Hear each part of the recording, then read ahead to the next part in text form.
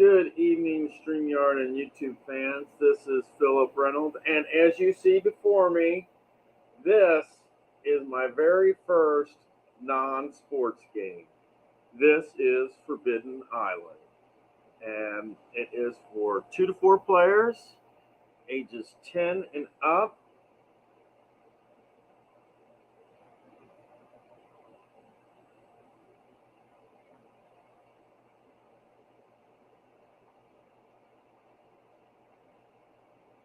And I got this while I was playing Catan last Saturday at the Three Brothers Gaming Facility, which my last group 2 broadcasts were from.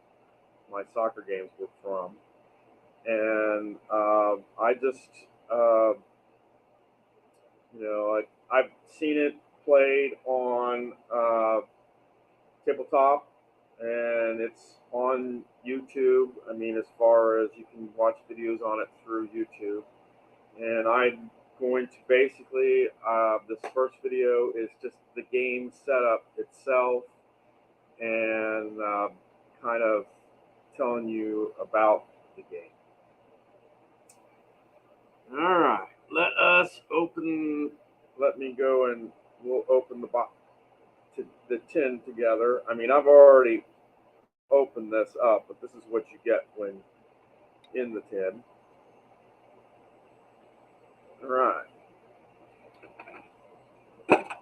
right, instructions. We're going to need those, definitely. We've got a water rise mark. What happens in this game is you are on a fictitious island, and the island is sinking. The higher the level, the more cards you will have to draw, but also if it gets all the way up here where the red skull, that means you die. That's right, you die. Pawn tokens.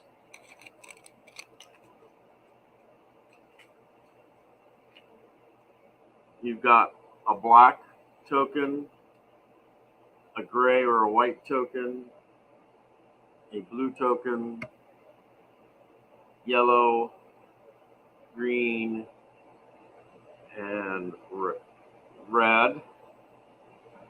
All right.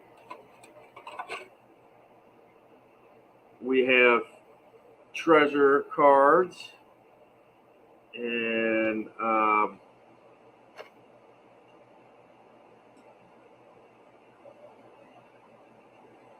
most of these are artifacts, are similar to the artifacts that are in the game. And you've got a couple of sandbag cards, which helps shore up tiles that are sunk in. And you got some helicopter lift cards, and you'll need these cards, at least one of these cards, to get off the island.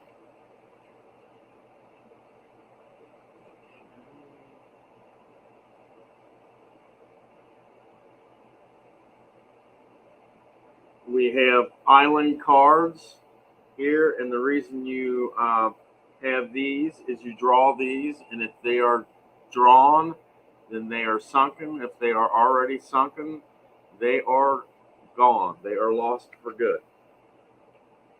And then your last set of cards here are your different explorers. You have a diver who's black, engineer who is red, an explorer, he is green, a pilot, he is blue, a messenger, gray or white, and a navigator.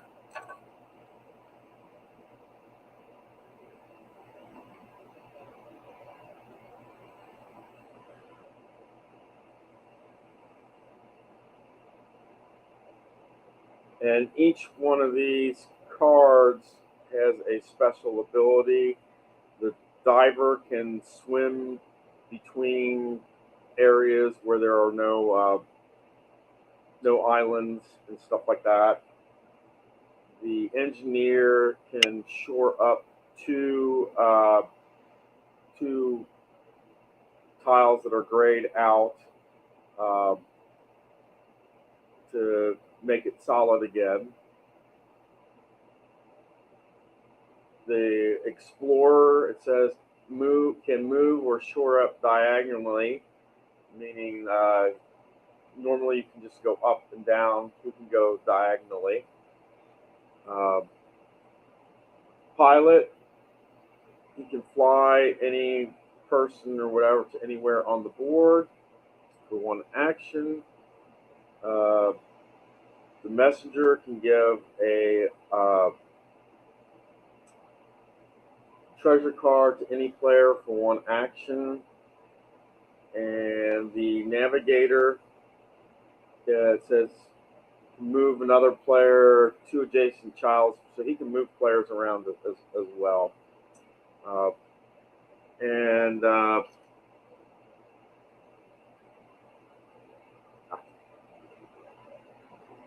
there are basically, this deck is treasure deck. You have treasure cards and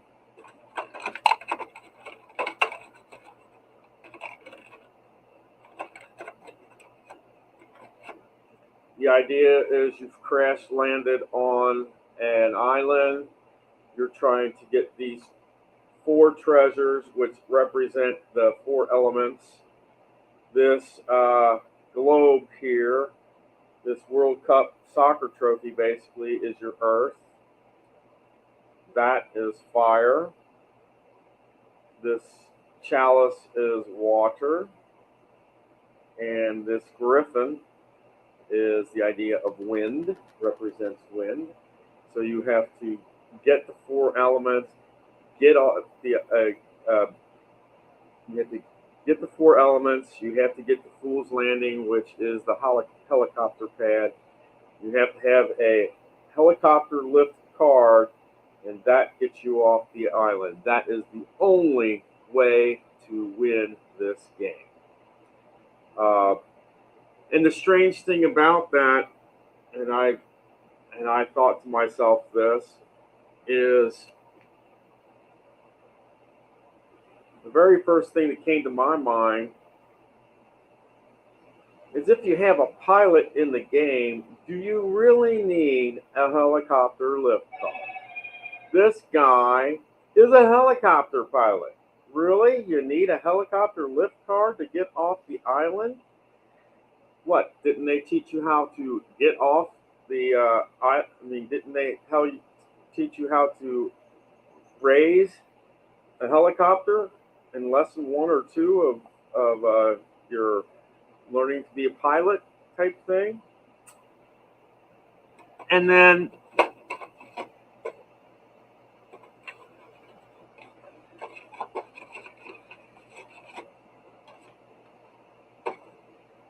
the final thing is these are your different tiles.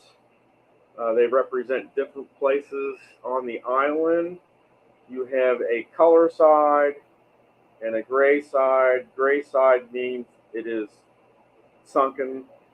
And if you get another one when it's like this, it is gone from the game. If and some of these have tiles that have representations of the different symbols. You can, if you have enough treasure cards, get that particular symbol if at that time if you have enough cards, and you have to have 4 of them in order to get the tile. So there is a certain layout. This is the layout of the game. I'm going to shuffle the cards and lay them out, and I'm going to kind of explain things as I'm doing this. Each time, basically, you lay out all the cards. You're going to have a different layout every time, and so that way no two games are ever really going to be the same. There are 6 different characters in the game. You can play with 4 of those. You get to choose 4 of those. And this game can be played by 2 players, 3 players, 4 players. And that's totally up to you. And when you do this, you place these cards face up with the color side up. And all right, so I'm gonna flip this so that you can see me laying the layout out.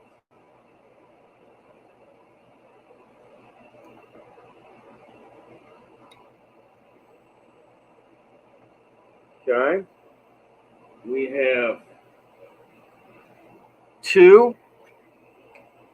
Okay, then we have 4.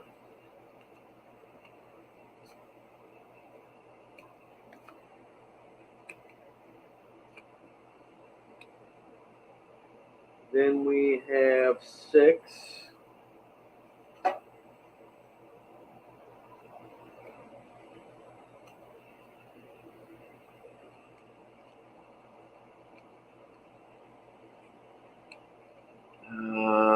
So we have to do it this way.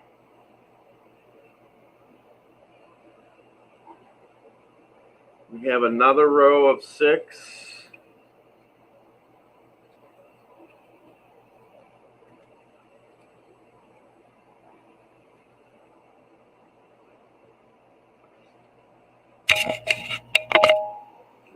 Row of 4.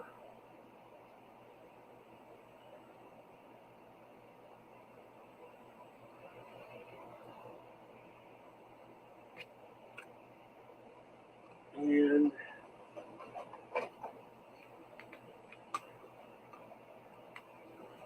row of 2. And as you see, one of the tiles, that is the Fool's Landing. That is, if this tile is lost, the game is over. You lose. And you'll notice that is where it has a blue token, and that blue token is the pilot. That's where the pilot starts the game. And there are other tiles that have notations. Black starts on the Iron's Gate. Green starts at Copper's Gate. Red starts at the Bronze Gate, and yellow at the Gold Gate. And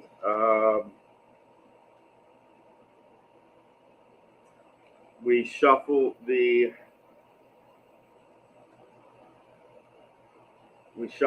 treasure cards.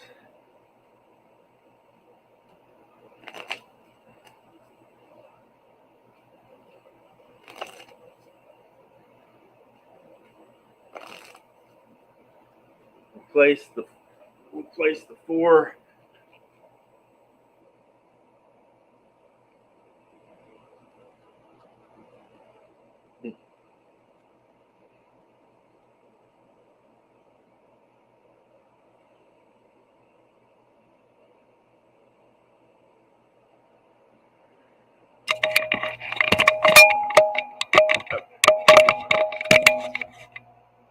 See, that's kind of how you place the cards around. I'm not going to be able to get it all on, but that's how you place the cards around. That's what the final layout looks like.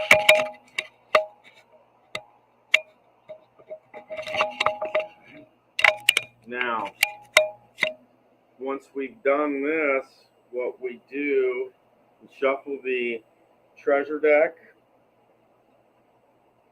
and then we treasure the flood discard deck, or the flood deck. This flood deck will basically tell us which tiles disappear, and to start off, you draw 6 cards from the deck.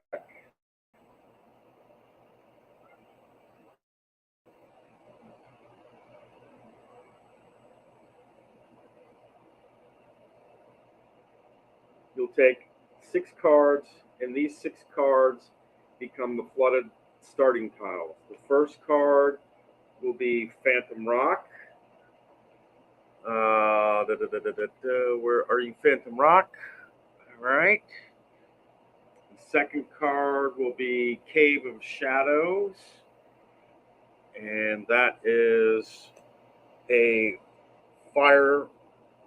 possible fire place. Cave of Embers, which is the other fireplace. Not very good. Fool's Landing. Okay.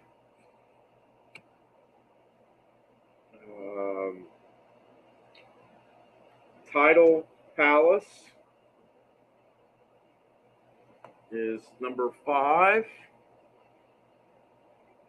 And the last one is Twilight's Hallow. Okay. Now we take these and we shuffle the deck up again, and at the end of a player's turn, you get to draw 2 cards from this deck as sort of the island sinking, as the idea of the water's rising, the island sinking, and if by chance one of these tiles, is a tile that's like grayed out, it's gone. That tile is gone. And if it happens to be Fool's Landing, in our case, that means we will have probably the shortest game of Forbidden Island in history, meaning it is gone. Okay, that's that. And next, we're going to choose,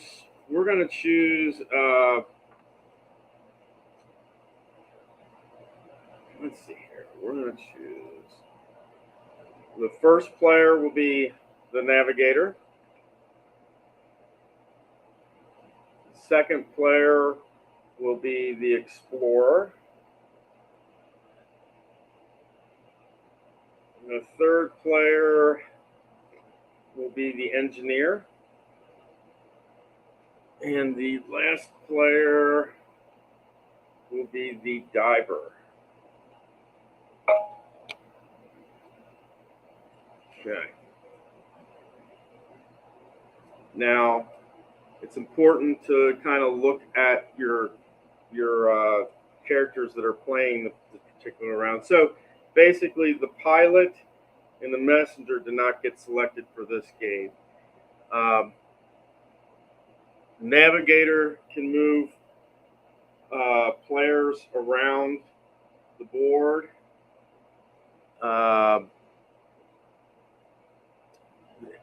Explorer can shore up tiles that are diagonal rather than just up and down. The Engineer can sandbag or shore up tiles.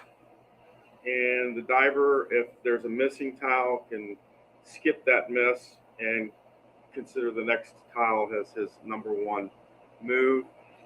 Okay. And okay. Now, each player starts with 2 treasure cards.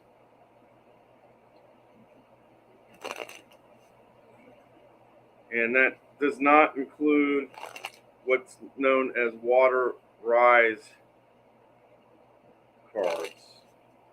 Okay, so the navigator will get a helicopter's lift. This is necessary in order to get off the island. That's his first card. The second card is an element of fire.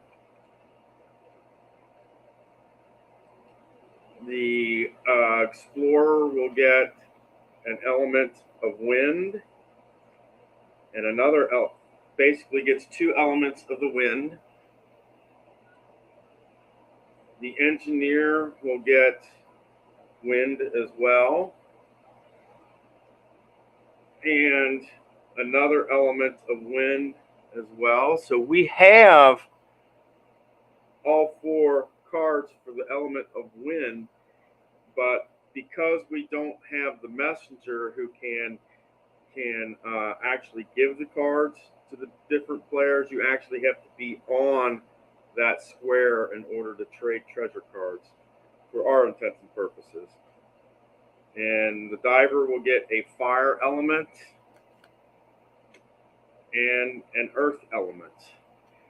And as far as your hand goes, you're only allowed to have 5 cards in your hand. After that, you have to discard what's ever remaining.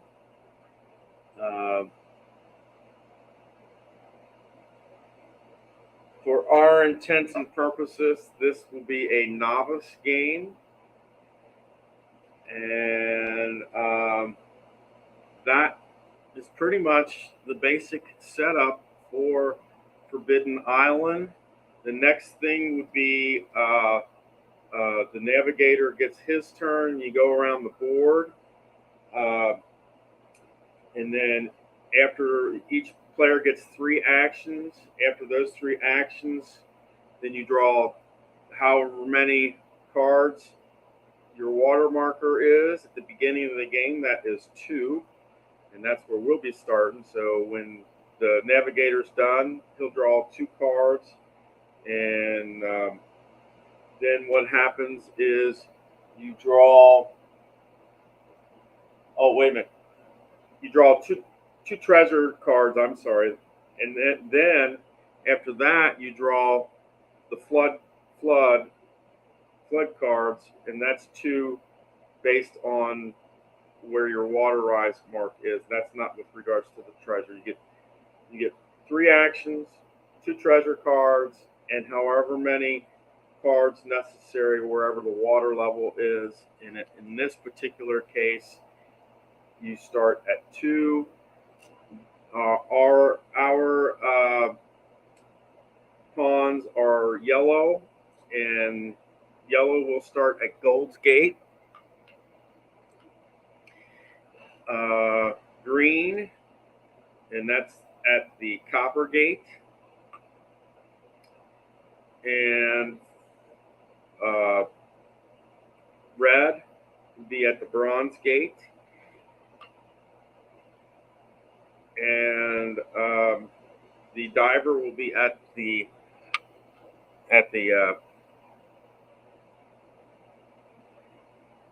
Iron Gate, and that is our setup. Our setup will look like this. Final setup looks like this.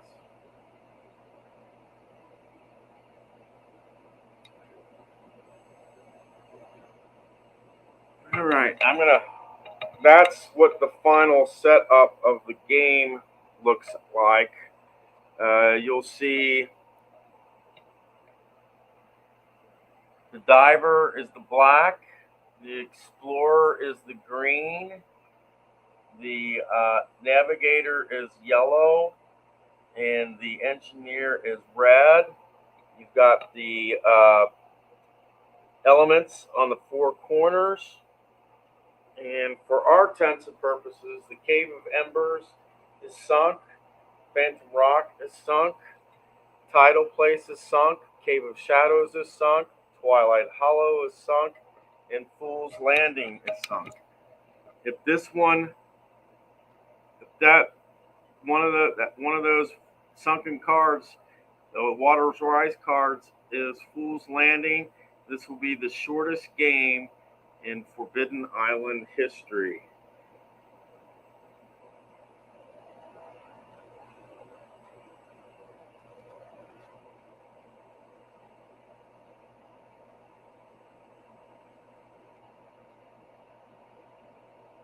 All right, so this particular episode, I just wanted to do um, what your basic setup of Forbidden Island looks like.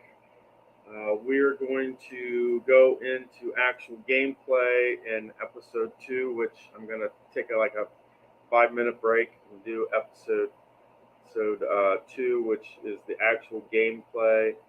Um, and the thing is if there's any discards, um, what happens is you take those cards, you shuffle them up, and then when it comes time, like for the treasure, you'll pick new treasure cards, or if it's for the draw flood cards, you'll draw a flood. And when you turn it over, if it happens to be a particular card and that's Fool's Landing in possible case, then it's gone. And when Fool's Landing is gone, the game is over. You've lost.